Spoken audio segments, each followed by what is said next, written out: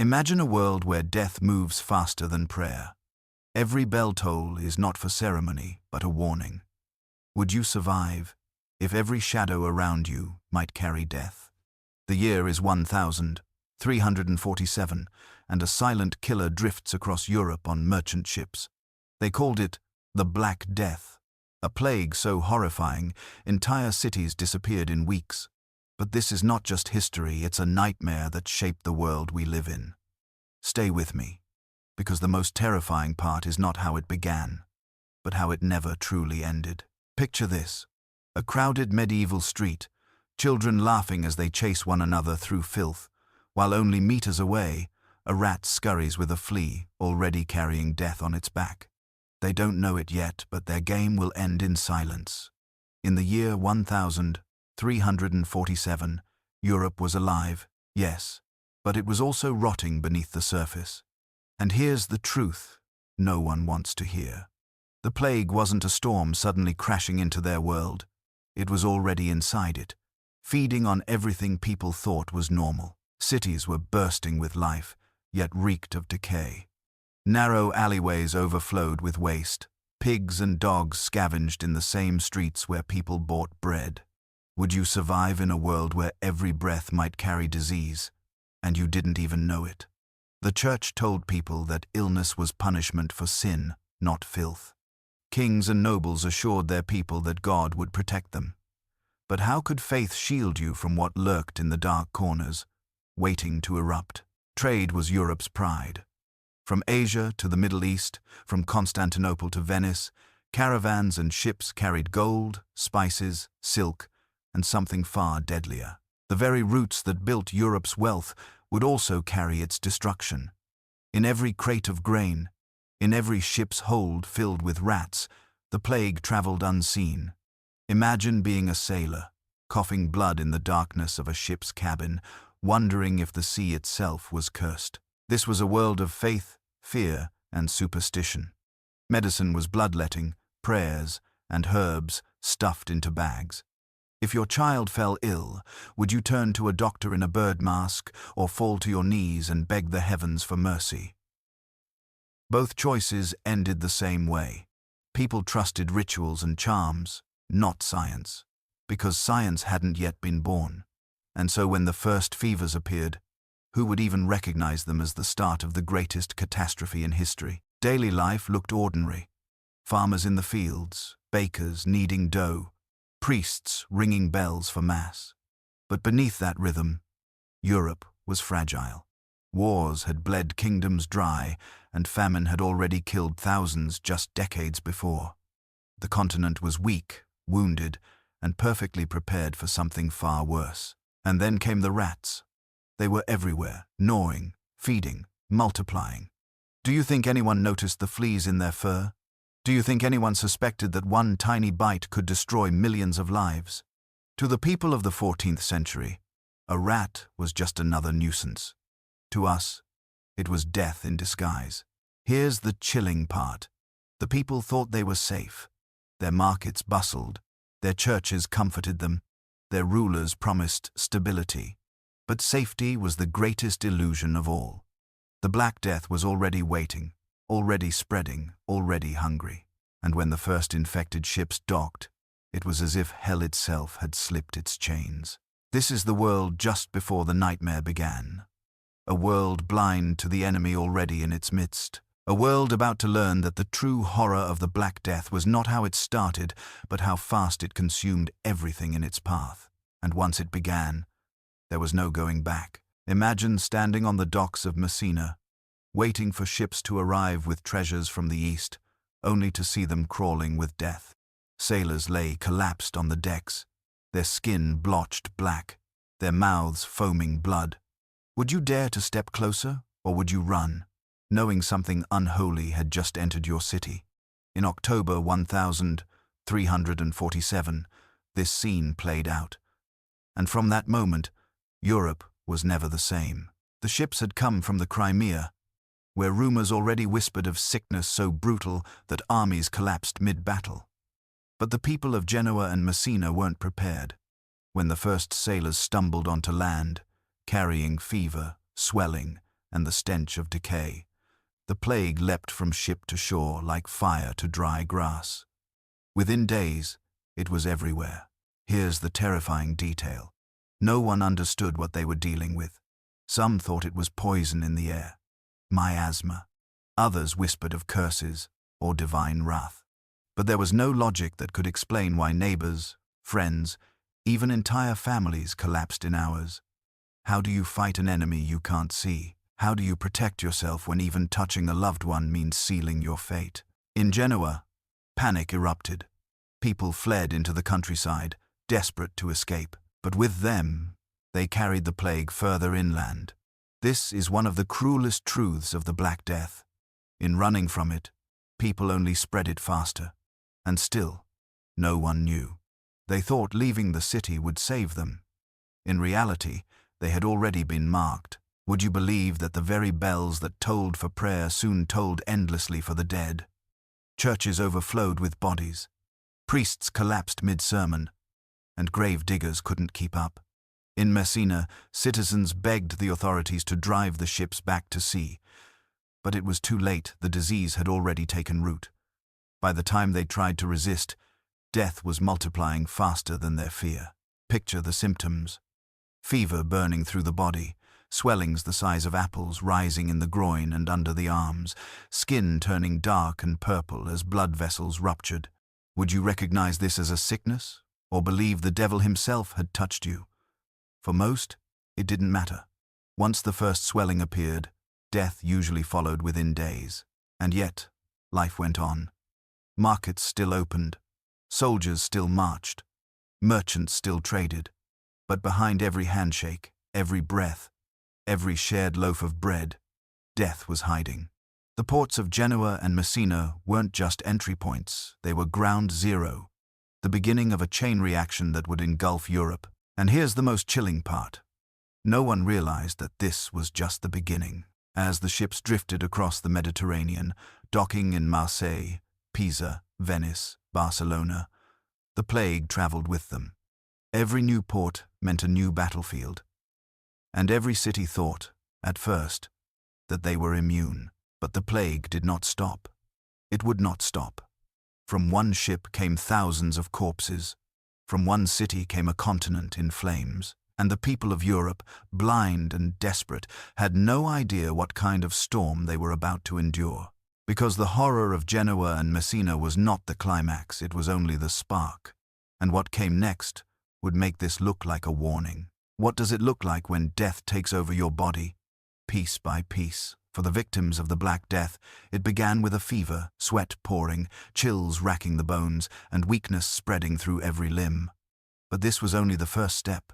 Within hours, swellings appeared hard, swollen lumps in the armpits and groin, sometimes as large as an egg, sometimes the size of an apple. They called them buboes, and touching them brought agony. Imagine waking up to find your body marked with black and purple blotches, as if your skin itself was rotting. Blood vessels ruptured beneath the surface, fingers turned dark, toes blackened, and skin peeled away like burned flesh. Would you know you were infected, or would you hope it was something else, until the pain made denial impossible? The coughing soon followed. Victims hacked up blood, their lungs drowning them from the inside. Every breath was a battle, every cough a reminder that the plague was already winning. Some collapsed in the streets mid-step, their bodies too weak to carry them another moment. And here's the worst part. Death usually came within 3 to 5 days. If you were infected on Monday, you might not live to see Friday. Would you be able to look at your child, your mother, your lover, and know that once the buboes appeared, nothing could save them? Families watched each other fall, powerless to intervene. Priests refused to visit the sick, doctors backed away, and neighbors barred their doors. The plague didn't just kill bodies, it tore apart every bond of trust, leaving people alone in their final hours. But the horror was not uniform. In some cases, the disease struck faster. Victims could collapse within 24 hours, their skin covered in black spots before anyone realized they were sick. Imagine going to bed feeling healthy and never waking again. Others lingered longer, weeks of pain before the end. And what's more terrifying, a swift death, or the slow torment of watching your own body rot away. The stench was unbearable. Entire neighborhoods reeked of decay. Would you stay inside your home if the smell of death poured in through every window? Even those who lived tried to flee from the odor, carrying incense, herbs, or flowers pressed to their faces. But nothing masked the truth. The plague was everywhere. Doctors tried to fight it, but their tools were worse than useless. Bloodletting weakened the sick further. Poultices and charms offered no relief. The famous plague doctors, cloaked in long robes with beaked masks, looked terrifying, but behind the costume, they were just as helpless as everyone else. Their herbs and vinegar couldn't touch the invisible enemy. Would you trust a man in a bird mask with your life, knowing he couldn't even explain what was killing you? Here's the cruel irony. The Black Death killed with speed, but it spread with patience. Every cough, every flea bite, every touch passed it on. The very care people tried to give their loved ones became the weapon that spread the disease further. Love itself became deadly. This was the plague of the body, the war inside the flesh. Buboes swelling, lungs drowning, skin darkening. And yet, as horrifying as the physical symptoms were, they were only half the story. Because what came next was far worse: the collapse of society itself.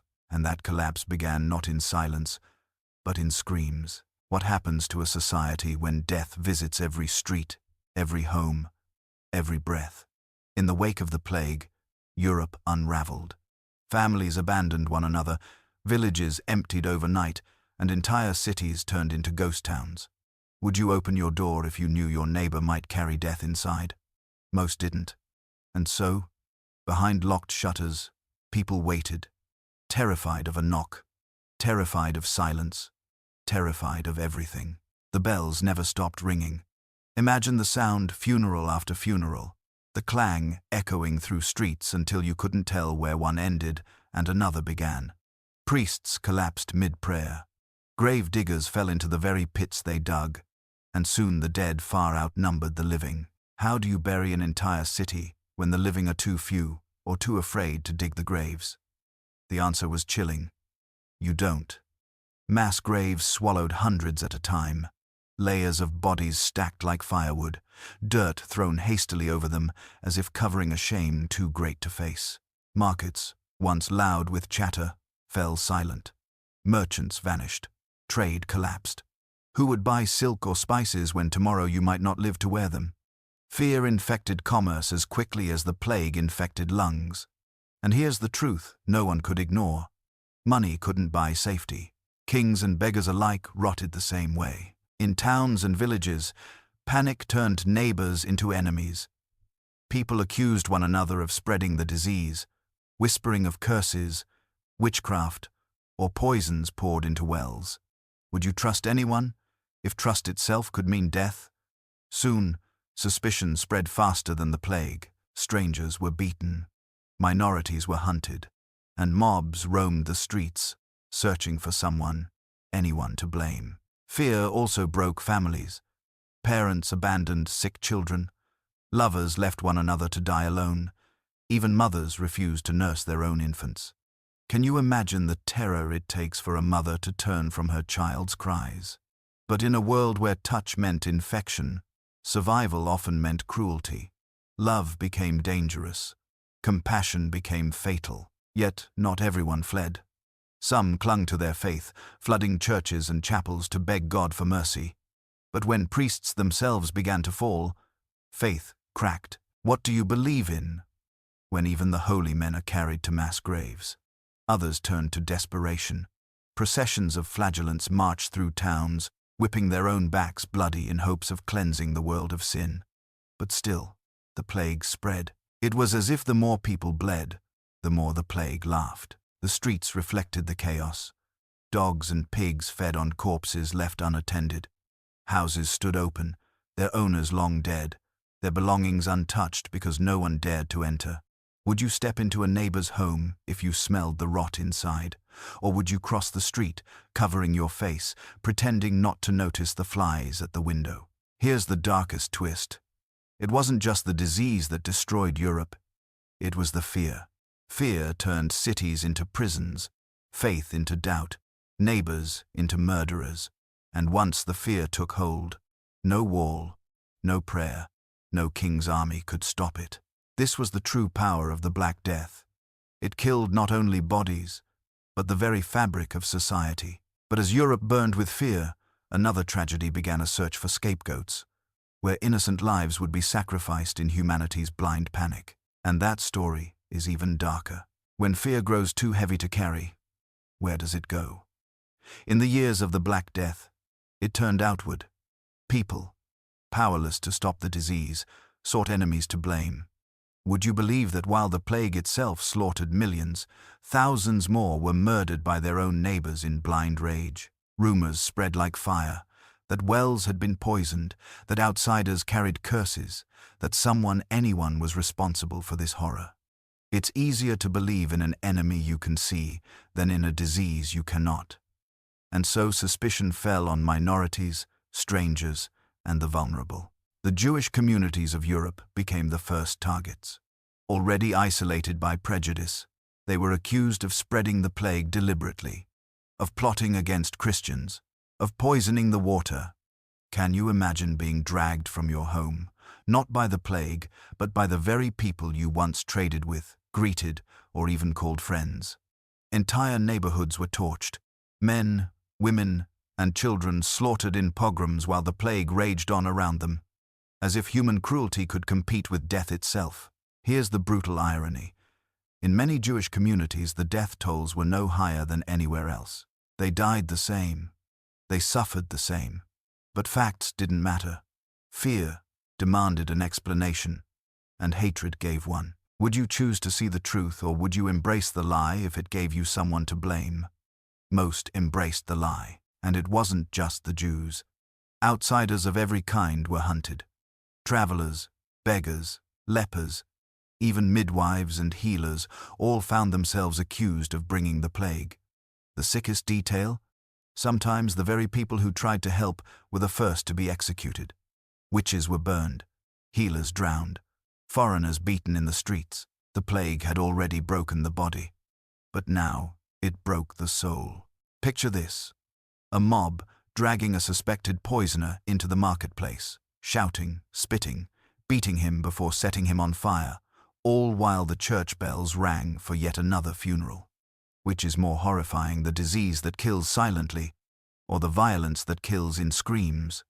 Both were everywhere, both unstoppable. In some towns, councils passed decrees: outsiders forbidden, strangers banished, entire communities locked behind gates. But how do you close the gates on death itself? The plague slipped through every barrier, mocking the efforts of the terrified. And still, the killing of scapegoats continued, because it was easier to burn a neighbor than to face the truth that no one was safe. The flagellants only fueled the chaos. Roaming bands of zealots whipped themselves bloody in public squares, chanting that God's wrath could only be satisfied by punishing the guilty. They inspired fear, but also violence. Where they went, mobs often followed. Where mobs followed, innocents died. Would you join them, if it meant believing just for a moment that you weren't helpless? Here's the darkest twist. The plague didn't just kill millions, it revealed how fragile human morality really was. In the face of terror, compassion gave way to cruelty, love to suspicion, reason to madness. And for countless victims, the last thing they saw was not the disease, but the hatred in their neighbors' eyes. This was the plague of the mind. Fear transformed into violence, a second epidemic born from the first. And while blood ran in the streets, others tried to survive with desperate remedies, absurd cures, and rituals that bordered on madness. But as we'll see next, desperation can look even more terrifying than violence. What do people do when death is certain, when the grave is closer than tomorrow?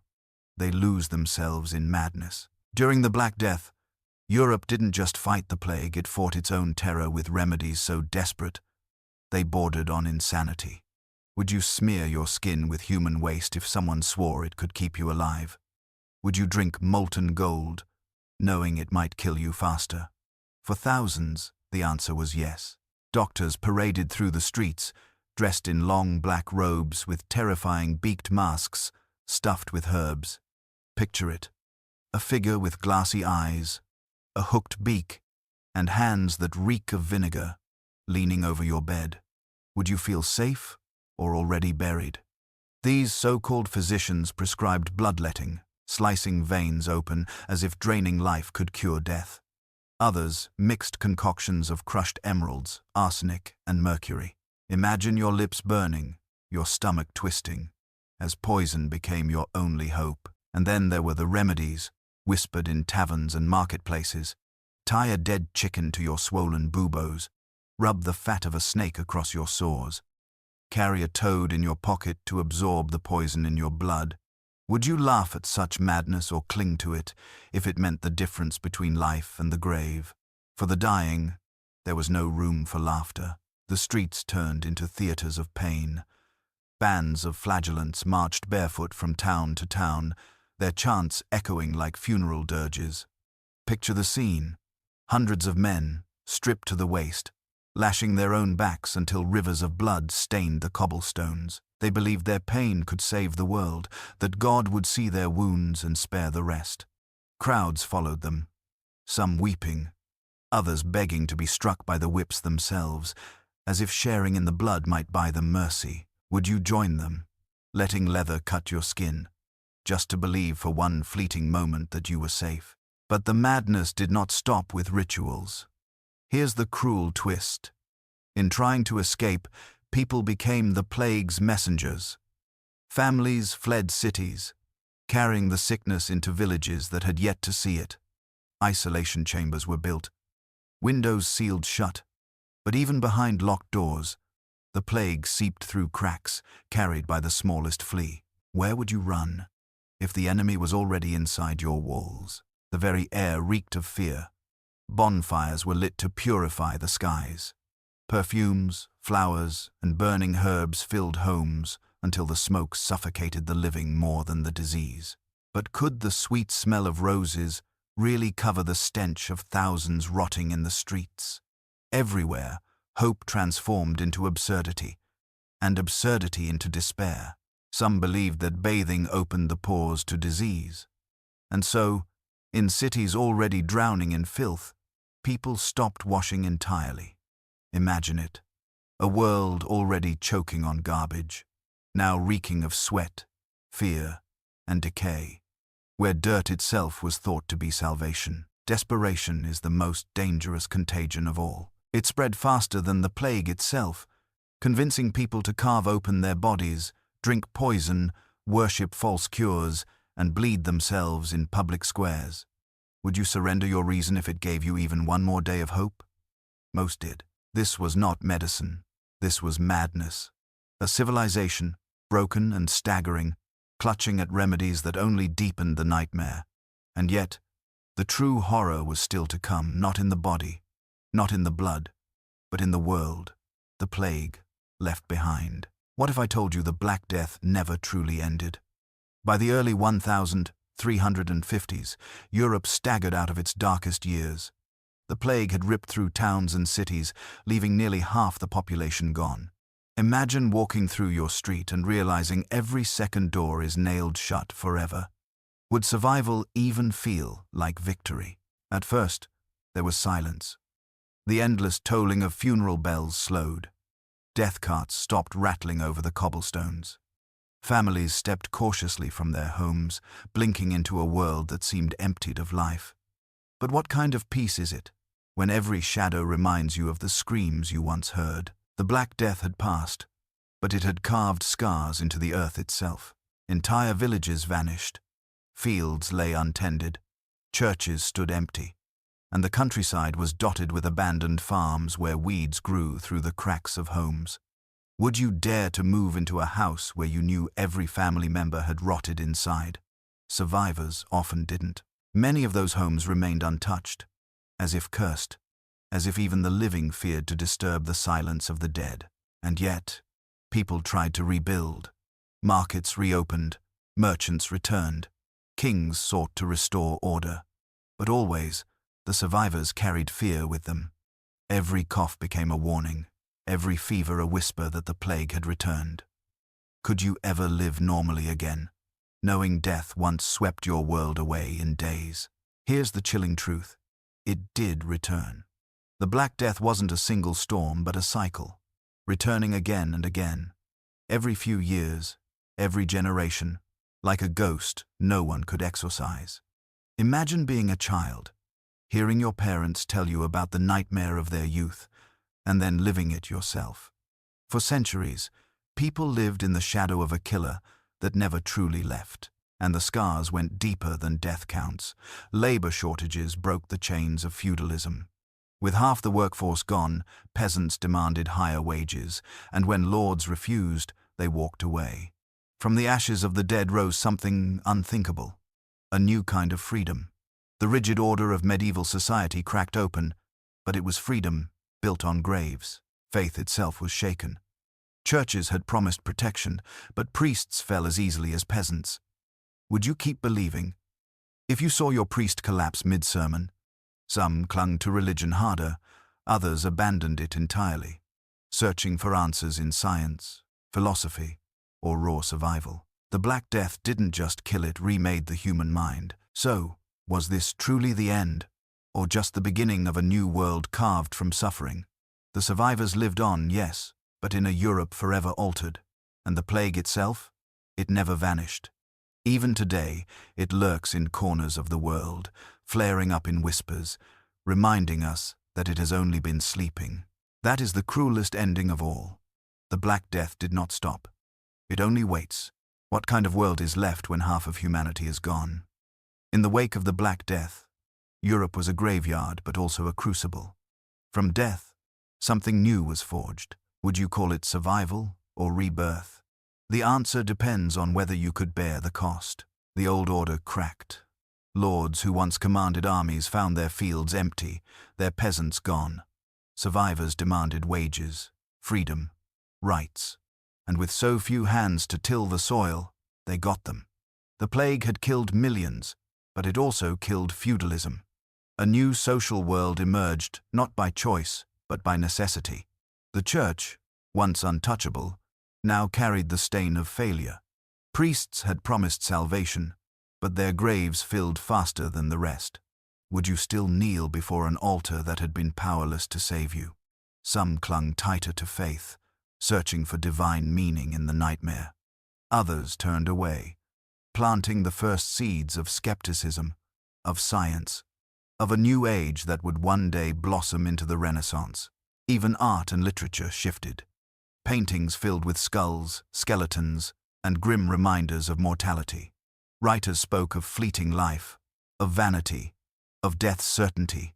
Imagine living in a time where every song, every story, every carving on a church wall whispered the same truth. Remember, you too will die. And yet, out of this darkness, something strange happened. Cities rebuilt, markets returned, families reformed, humanity endured. That is the paradox of the Black Death. It destroyed, but it also forced renewal. But always with a shadow overhead, always with the memory of how fragile life truly was. Here's the thought that lingers, the trigger that won't let go. If a single plague could erase half the world, what could happen tomorrow? We live in cities just as crowded. We trade across the globe just as freely. And we still face diseases that spread in silence. Would we do better than they did, or would panic, fear, and madness consume us all over again? The Black Death wasn't just a medieval tragedy, it was a warning, a reminder that human power is fragile, that fear is contagious, and that sometimes the greatest killer is not the disease itself, but the chaos it leaves behind. So the next time you cough, the next time you hear a rumor of sickness spreading, remember this story. Remember the empty streets, the funeral bells, the ghost ships that drifted into port, because history has a way of repeating itself. And perhaps the most horrifying truth of all, the plague never ended. It simply waits.